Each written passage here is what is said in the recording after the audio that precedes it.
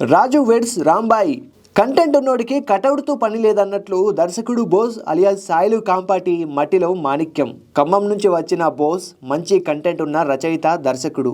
అందుకే ఒక్క స్టార్ లేకున్నా, భారీ ప్రొడక్షన్ కంపెనీ లేకున్నా మంచి సినిమా తీసి ప్రేక్షకుల మనసులు గెలుచుకున్నాడు. తమ దగ్గర మంచి కంటెంట్ ఉంటే ఎవరైనా సినిమా తీసి హిట్ కొట్టవచ్చని నిరూపించాడు.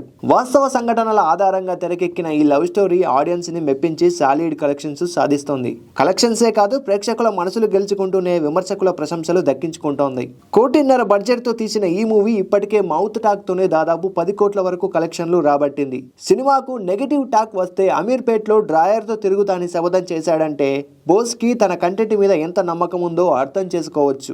కలిసొచ్చే కాలంలో నడిచొచ్చే కొడుకు వస్తాడన్నట్లు తన ఫస్ట్ మూవీ హిట్ అయిన ఆనందంలో ఉన్న బోస్ కి మెగాస్టార్ చిరంజీవి మూవీలో నటించే అవకాశం దక్కించుకున్నాడు. మెగాస్టార్ 158వ సినిమాకు దర్శకత్వం వహిస్తున్న బాబీ ఆ సినిమాలో నటించాలని ఆఫర్ ఇచ్చాడు. వెంటనే బోస్ ఆనందంతో ఒప్పుకున్న దృశ్యాలు వైరల్ గా మారాయి.